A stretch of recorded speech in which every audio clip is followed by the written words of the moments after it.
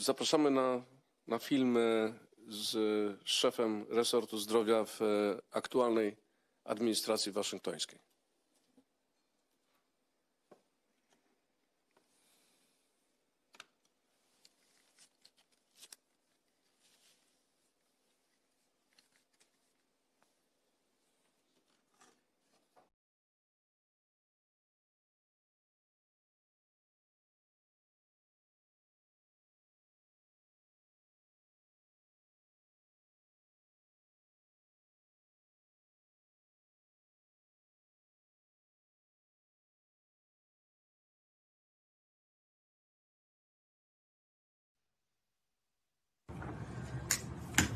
Hello to all my friends in Poland, to the wonderful leadership of this movement there. I'm grateful for your commitment, for your courage, and for your persistence. This is a global problem that is being pushed by a global medical cartel and global pharmaceutical companies and regulatory agencies, and our response must be global as well. And we need to now create institutions that are enduring, that are persistent, that are powerful, and that are strong enough to counter the unleashed power of this medical tyranny. I want to talk to you a little bit about the background of how we ended up with this vaccine enterprise in the United States that has essentially driven the same kind of process all across the world, and now ends up with the coup de grace of the COVID enterprise. When I was a little boy, I only had 3 vaccines, and I was fully compliant. My children today in the United States require 72 vaccines from 72 doses of 16 different vaccines in order to be able to get their constitutional right to an education.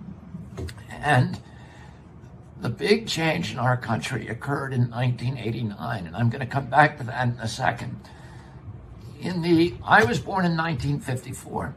By the mid-70s and 80s, we began to add new vaccines to the schedule. Around 1979, the government added the diphtheria, tetanus, and pertussis vaccine. And that vaccine turned out to be very reactogenic, meaning that it caused injuries and serious neurological injuries and deaths in about 1 out of every 300 children that received it. That vaccine is now banned in the United States. It is not used in Europe. But Bill Gates and the World Health Organization give that vaccine to 161 million African children every year. And prior to 2017, nobody had ever looked to see whether that vaccine, Bill Gates brags that vaccine saves millions of lives. Nobody had actually done the science on it to see whether that was in fact accurate. And in 2017, the Danish government decided that it was going to actually go and do the science. And they put in a lot of money, and they brought together some of the best African vaccine scientists in the world, including Morgensen and Peter Ayabi. And they did a study in Guinea-Bissau where they looked at 30 years of medical records. And what they found at the end of that study is that vaccinated girls who had received the diphtheria, tetanus, and pertussis vaccine, the DTP vaccine, were dying at 10 times the rate of unvaccinated children. And they concluded that the vaccine was killing more children than diphtheria, tetanus, and pertussis combined. And the problem is now, nobody had seen those signals for 30 years. Everybody just assumed the vaccine was doing what it was supposed to be doing. And the vaccine was protecting children from diphtheria, tetanus, and pertussis, but it had ruined their immune system so that they were susceptible to diseases that had nothing to do with the vaccines, to upper respiratory infection, to pneumonia, to pulmonary diseases, to bilharzia, and to anemia and dysentery. And the girls were dying of those diseases at a much, much higher rate if they were vaccinated than if they were not unvaccinated, 10 times the rate. And so the question is, for most of us, is could that same thing be happening with all the other vaccines, but nobody's noticing it? And the answer, of course, to that is yes. And as a result of that vaccine, many people in the United States began litigating against the pharmaceutical companies, so they began suing them. And in 1986, Wyeth and the other pharmaceutical companies, Wyeth is now called Pfizer, and the other pharmaceutical companies went to the Reagan administration. And they said, we are losing $20 in downstream liabilities for every dollar that we're collecting in profits from sales of the vaccine. And if you do not give us relief, if you do not give us immunity from liability, we are going to get out of the vaccine business and we will leave the United States with no vaccine supply. And that's a national security issue. This is what they told the president. President Reagan wrote and signed, and Congress, the Democratic Congress, passed a bill which is now we call VIII, or the Vaccine Act, which gave vaccine companies complete immunity from liability in the United States. So no matter how negligent they behave, no matter how sloppy their line protocols, no matter how grievous the injury to the child, you cannot sue that company. And they told the Reagan administration that the reason that they needed this bill, because the Reagan administration said, well, why don't you just make safer vaccines? They told the Reagan administration that vaccines were unavoidably unsafe. And that rule, that word, that phrase is in the statute. It's in VIII. And VIII says because vaccines are unavoidably unsafe, we need to give them immunity from liability. So that happened in 1986, and immediately the vaccine industry, the big pharmaceutical companies, looked around, and nobody had been making money on vaccines prior to that. But afterwards, they said, holy cow, now we have a product where the biggest cost to every other medical product is gone, which is the cost of paying off the downstream injuries, the injuries that occur from that product once it's in the market.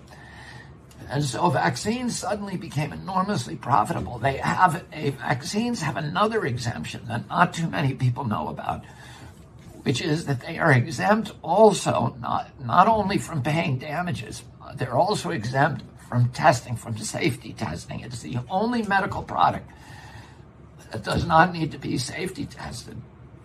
And the reason for that is because it's an artifact of the CDC's legacy as the Public Health Service. The Public Health Service was the original name for CDC. And the Public Health Service was a quasi-military agency, which is why people from CDC still wear uniforms and they have military ranks like Surgeon General. One of the other artifacts, the original vaccine program was conceived as a national security defense against biological attacks on our country. So the Public Health Service wanted to make sure that if the United States was attacked by the Russians with anthrax or some other biological agent, that they could quickly formulate a vaccine and deploy it to 300 million Americans with no regulatory impediments. And they said, if we call it a medicine, we're going to have to safety test it. And that takes 5 years because you have to do randomized double-blind placebo testing and you have to look for injuries for long periods of time because medicines, oftentimes, the injuries and illnesses that are caused by medicines have long diagnostic horizons or long incubation periods and you don't see them for a long time. You have to do long 5-year studies and they didn't want to do that. So they said, we'll call it instead a biologic.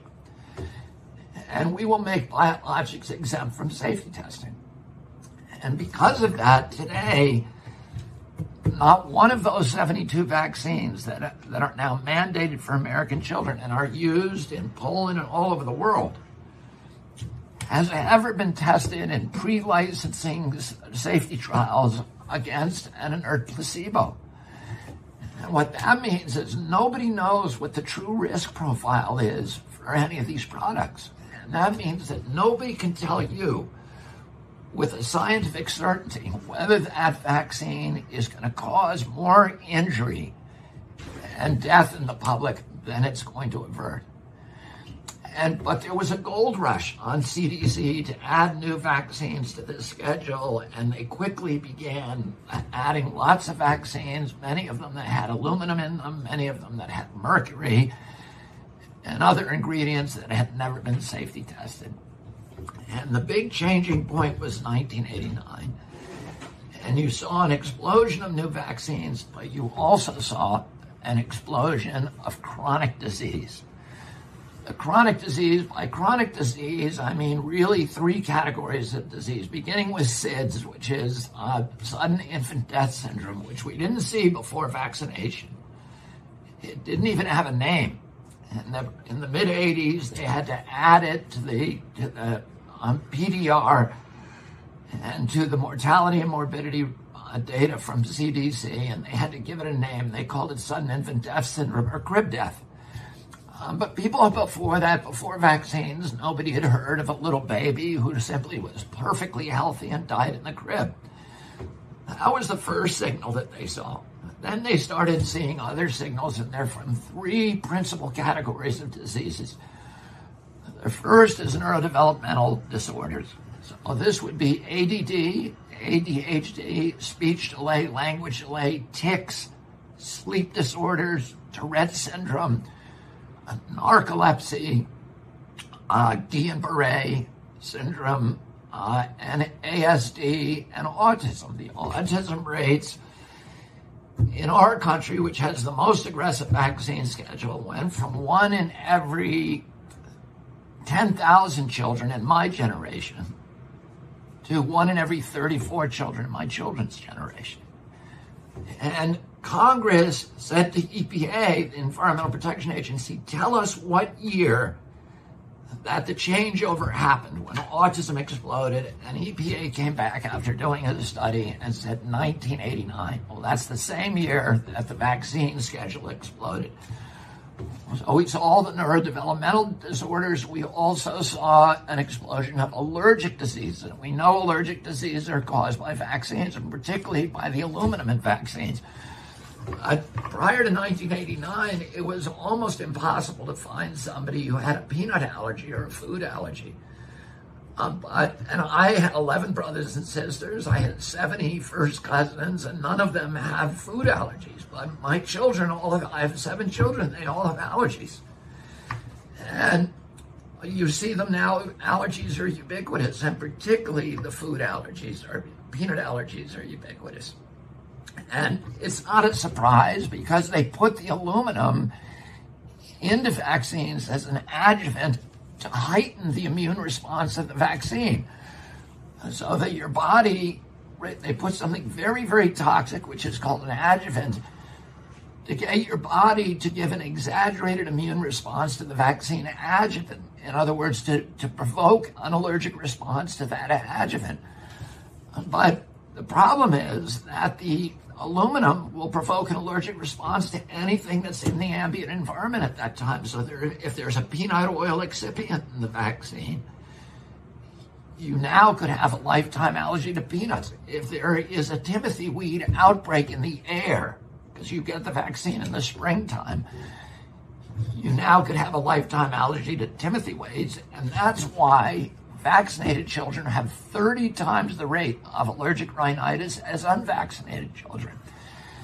And the last category, of course, is autoimmune diseases, which, of course, it's predictable that a vaccine which is intended to permanently alter your immune system to make it hyperactive against the antigen will also make it hyperactive against other things, including your own body. And that's what autoimmune disease is. And we saw an explosion in juvenile diabetes, rheumatoid arthritis, Graves' disease, Crohn's disease, IBS, all these gastrointestinal issues, and all these other immune issues that are now ubiquitous. So in 1986, the year that the Vaccine Act was passed, 12% of American children have chronic disease.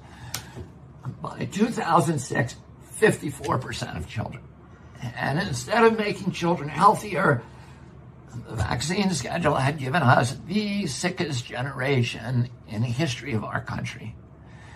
And all of the illnesses that are part of childhood, where they're chicken pox and mumps and measles and rubella, all of those diseases are self-limiting. In other words, they leave on their own after about a week or 10 days.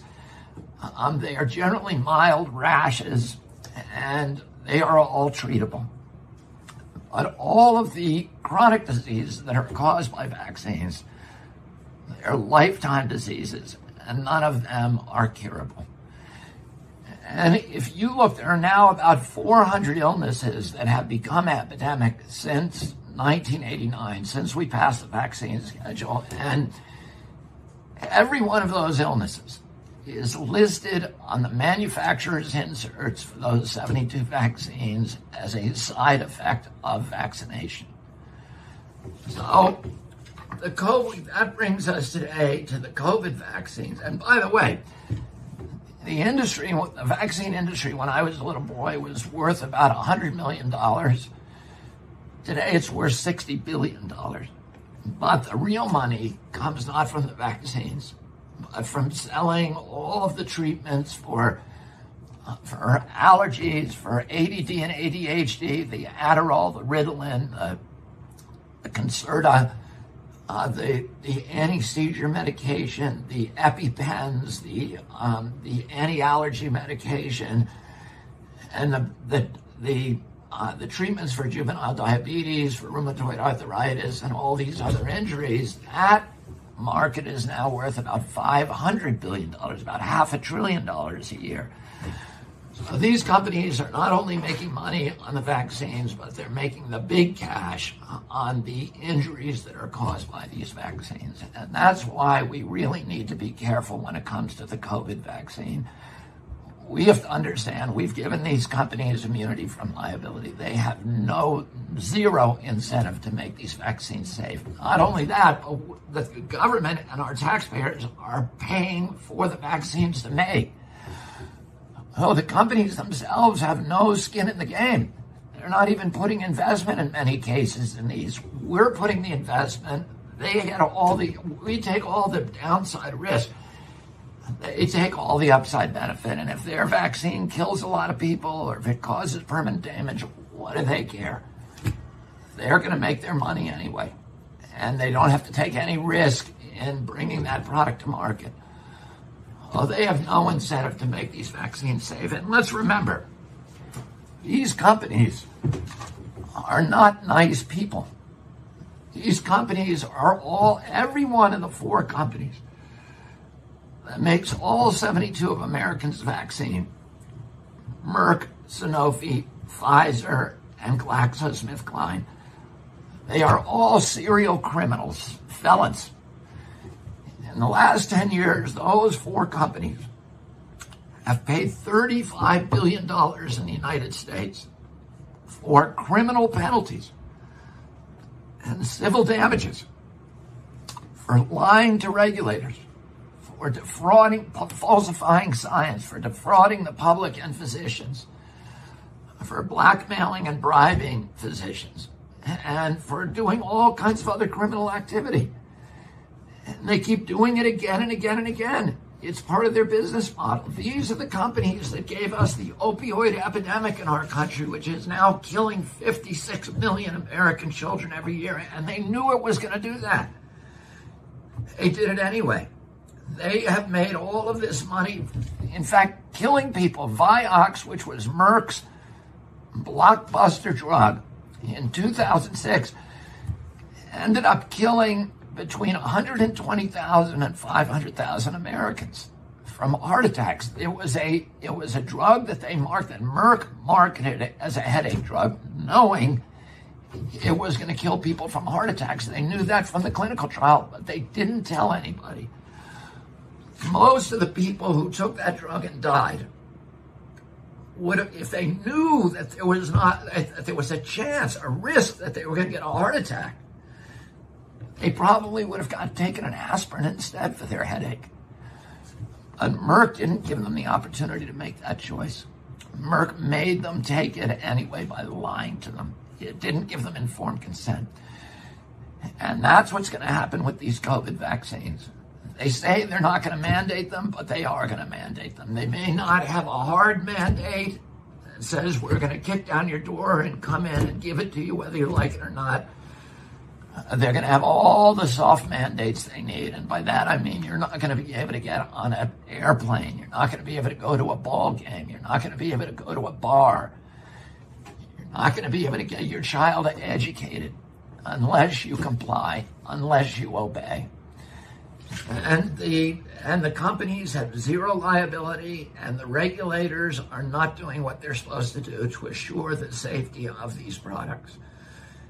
And what they're also doing, they're derailing the products that actually cure COVID, like ivermectin, which we know virtually 100% of people, if they take it prophylactically or if they take it in the onset of the disease, are going to be cured and never going to experience and never going to transmit the disease.